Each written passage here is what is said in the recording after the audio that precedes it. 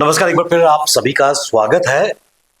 केंद्र के अगर राजनीतिक गलियारों की अगर बात करें तो वहां निरंतर गर्माहट नजर आ रही है और ये गर्माहट पूरे भारतवर्ष में इस वक्त फैली है और खासकर वक्फ अमेंडमेंट बिल की अगर बात करें तो लगातार लोगों की प्रतिक्रिया देखने को मिल रही है। कई तबके इसको जो नया अमेंडमेंट्स आ रही हैं उनका स्वागत कर रहे हैं। विपक्ष की अगर बात करें तो लगातार कटाक्ष सरकार पर कर रही हैं।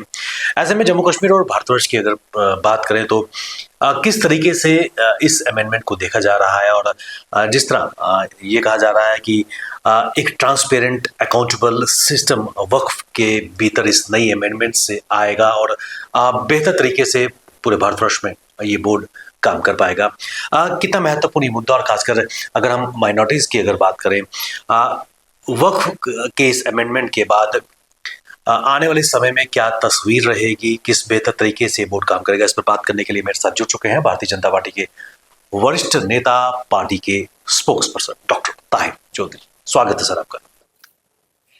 डॉक्टर साहब, सबसे पहले मैं आपसे जानना चाहूंगा जो अमेंडमेंट्स है कितना इसका दूरगामी लॉन्ग लास्टिंग इम्पैक्ट नजर आएंगे?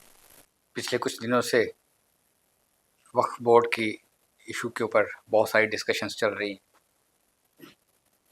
इसमें चेंजेस लाना सरकार की एक, मैं कहूँगा, एक नेक नियति प्रधानमंत्री साहब की। जो लोग आज इसके ऊपर उंगली उठा रहे हैं उनकी मजबूरी है उंगली उठाना, क्योंकि जब से वक्फ बोर्ड बना हुआ था तब से वो लोग इस चीज़ का जवाब दें, वो सरकारें उस चीज़ का जवाब दें कि इन्होंने जो पैसा आता था उसका क्या किया, उसका हिसाब किताब दें। बहुत चंद लोग थे, बहुत कम परसेंटेज के लोग हैं पूरे देश में जो उन चीज़ों का मज़ा ले रहे थे। मेन प्रॉब्लम उन लोगों को है। कुछ परिवार उसका मज़ा लेते थे उस प्रॉपर्टी का, लेकिन प्रधानमंत्री साहब की जो सोच थी वो एक आम इंसान के लिए, एक गरीब मुसलमान के लिए जो देश में है, जिसके लिए ये बोर्ड बनाया गया था, उनके तक उसका जो एक बेनिफिट है वो नहीं पहुंच पाता था। उसके लिए इसकी शुरुआत की गई और ये चीज़ पास भी होने जा रही है। अब पार्लियामेंट में तो पास हो चुका है, मुझे लगता है आज राज्यसभा में भी पास हो जाएगा। लेकिन कांग्रेस की जवाबदेही बनती है। कांग्रेस ने आज तक इसके ऊपर कोई डिसीजन क्यों नहीं लिया? आज वही लोग ज़्यादा बोल रहे हैं। अपोजिशन के कुछ दूसरे दल बोल रहे हैं जिनके वोट बैंक की जिनकी राजनीति होती थी। और मुझे लगता है कि जो एक देश का समझदार मुसलमान है वो इस से खुश है, प्रधानमंत्री साहब की सोच से खुश है। कुछ परसेंटेज लोग हैं जो इस चीज़ को इधर उधर की हवा देने की कोशिश कर रहे हैं, लेकिन मुझे लगता है कि जब सारी चीज़ें सामने क्लियर हो जाएंगी आने वाले 1-2 दिन में, तो पब्लिक ऐसा ऐसा समझ जाएगी कि प्रधानमंत्री साहब जो चाहते थे उन्होंने वो किया और एक आम गरीब मुसलमान को जो इसका बेनिफिट मिलना चाहिए वो मिलेगा। डॉक्टर साहब, जिस तरह आपने कहा कि पहले कुछ चंद परिवार ही थे जिनको इसका लाभ मिलता था और ये भी कहा जाता था कि एक बार वक्फ हमेशा वक्फ और कुछ चुनिंदा लोग इससे बेनिफिट उठाते थे। लेकिन आपसे मैं जानना चाहूँगा, क्योंकि दर्शक देख रहे हैं और लोगों के मन में अभी भी एक कन्फ्यूजन है इसको लेकर, क्या बदलाव अमेंडमेंट के माध्यम से आया? क्योंकि इसमें स्पष्ट तौर पर कहा गया है कि एक बेहतर ट्रांसपेरेंट अकाउंटेबिलिटी लाने का प्रयास किया जाएगा। देखिए, आज तक वक्फ बोर्ड्स के ऊपर अगर प्रॉपर ढंग से देखा जाए, इन्होंने कभी भी पैसे का हिसाब नहीं दिया होगा। जिस बिल्डिंग का रेंट, फॉर एग्जाम्पल मैं बता रहा हूँ आपको, 10,000 होना चाहिए, उसको 100 रुपीज़ के ऊपर रेंट पे दिया जाता था। और मुझे नहीं लगता है कि क्या उसमें घोटाले होते होंगे। इनकी प्रॉपर इन्वेस्टिगेशन भी होनी चाहिए इन चीज़ों की।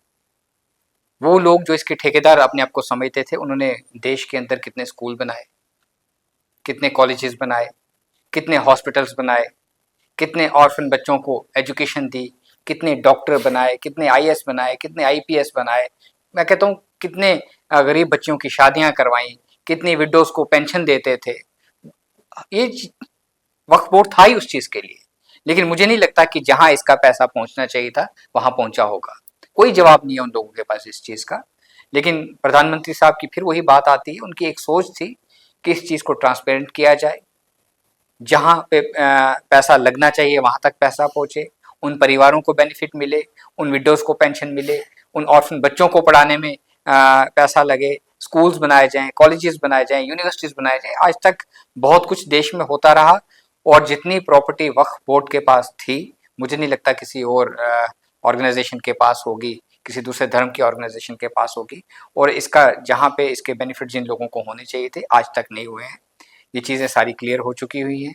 उन लोगों को इस चीज़ का एहसास हो जाएगा और बहुत सारी चीज़ें हैं जो आने वाले टाइम पे मुझे लगता है इसके अंदर और भी प्रधानमंत्री साहब देखेंगे, एक टीम बनाई जाएगी, एक सिस्टम बनाया जाएगा, वो लोग इसमें लाए जाएंगे जो इस चीज़ के साथ जुड़ के काम करें और बहुत सारी चीज़ें क्लियर होंगी। और पहले अभी जो वक्फ का आज तक होगा उसका भी मैं कहता हूँ आपके चैनल के माध्यम से उसका ऑडिट होना चाहिए, प्रॉपर ढंग से होना चाहिए, सभी स्टेट्स का होना चाहिए। उसके लिए एक वक्फ की जो कौंसिल है सेंटर से उसको मॉनिटर करती है उसको करना चाहिए, ताकि सारी चीज़ें आने वाले महीनों में पूरे देश के जो मुसलमान जिनको गुमराह किया जा रहा है उनके आगे दूध का दूध पानी का पानी क्लियर हो। प्रश्न चिन्ह कहीं लग रहे हैं। और जो वक्फ बोर्ड पहले काम कर रहा था, वक्फ एक्ट 1995 की अगर बात करें, और इस अमेंडमेंट में ये भी एक क्लॉज है कि जो जिला कलेक्टर है वो जांच कर सकता है।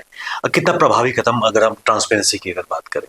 देखिए बहुत सारी जगहों पे लिटिगेशंस होती हैं, बहुत सारी जगहों पे इशू चल रहे हैं, कितने सालों से उनके ऊपर केसेस ही चलते रहते हैं, तो ये चीज़ें क्लियर होनी चाहिए।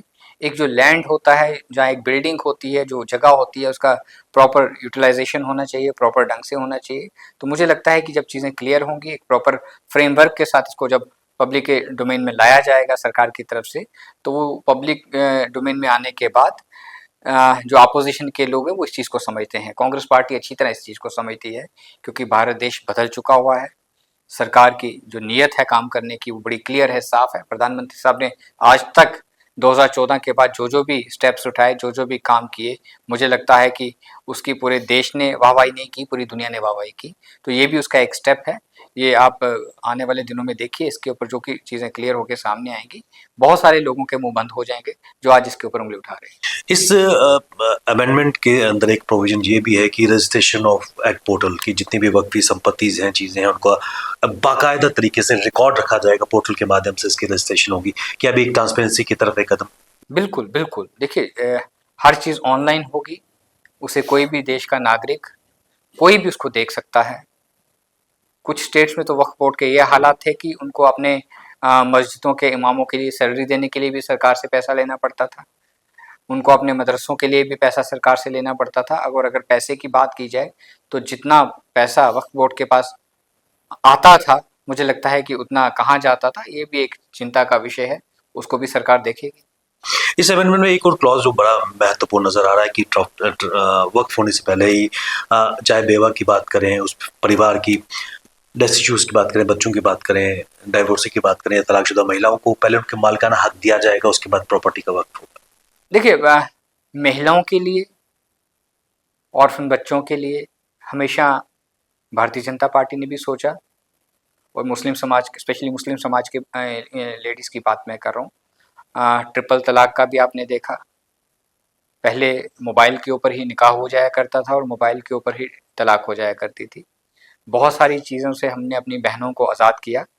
आज देश के अंदर हमारी जो मुस्लिम बहनें हैं जिनके ऊपर ये जुल्म होते थे, आज वो उस चीज़ से बाहर आ चुकी हैं और वो इस चीज़ को समझ चुकी हैं। उस टाइम पे भी गुमराह किया जा रहा था, और क्योंकि बहुत सारे ऐसे मौलाना लोग होते हैं, इस तरह के होते हैं, जो जिनकी रोज़ी रोटी, जिनकी दुकानदारी बंद हो चुकी थी उस टाइम पे, और वो परमानेंट बंद करने की ज़रूरत भी थी, क्योंकि उनकी दुकानदारी में ये गरीब लोग पिसते थे। और मुझे लगता है कि आज तक 2014 के बाद जो सरकार ने कदम उठाए हैं, स्पेशली मुस्लिम्स के लिए, मुस्लिम बहनों के लिए, मुस्लिम बच्चों के लिए, उसी की एक ये भी कड़ी है, और इसका जो पूरा एक बेनिफिट है ये इस समाज के लोगों को मिलेगा।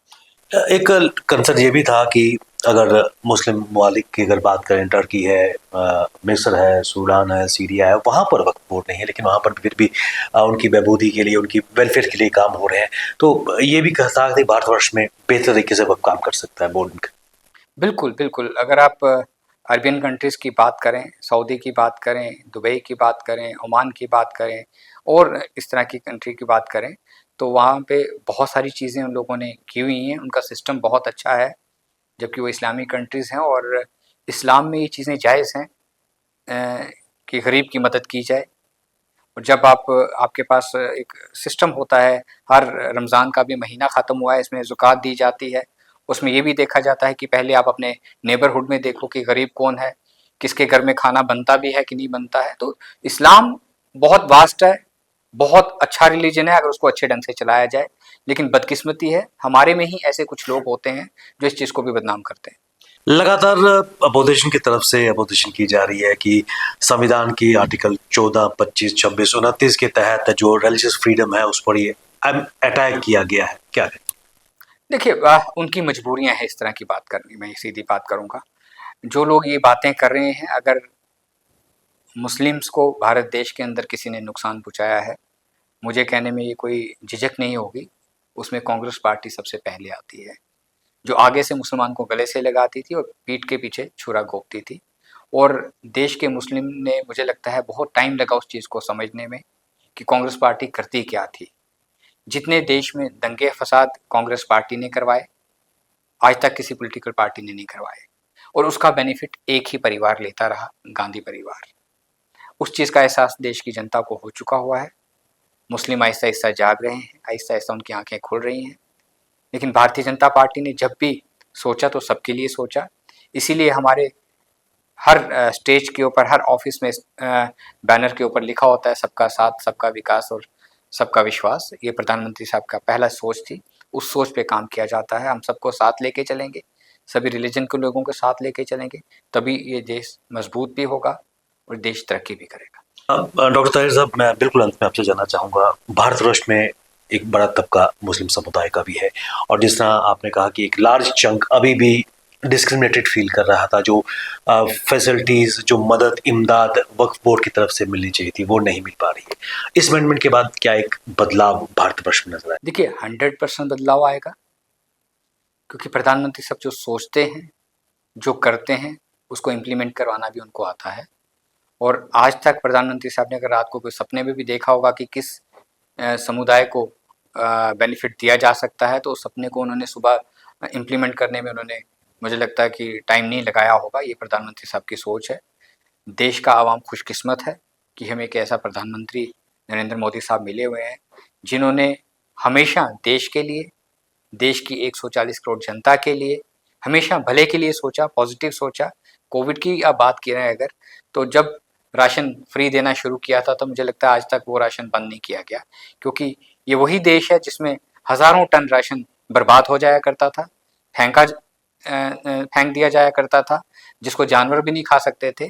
तो ये प्रधानमंत्री साहब की सोच थी उस टाइम पे, वो चीज़ें की गई हैं और ये देश बड़ी एक पॉजिटिव ट्रैक के ऊपर चल रहा है। मुझे लगता है आने वाला वक्त देश के लिए अच्छा है, यहाँ के आवाम के लिए अच्छा है, मैं यही कहूँगा। डॉक्टर ताहिर, आप हमारे इस कार्यक्रम में खासकर जो वक्फ अमेंडमेंट है उस पर आपने प्रकाश डाला कि किस प्रकार बदलाव पूरे भारतवर्ष में माइनॉरिटी कम्युनिटी का होगा। आपका बहुत बहुत धन्यवाद।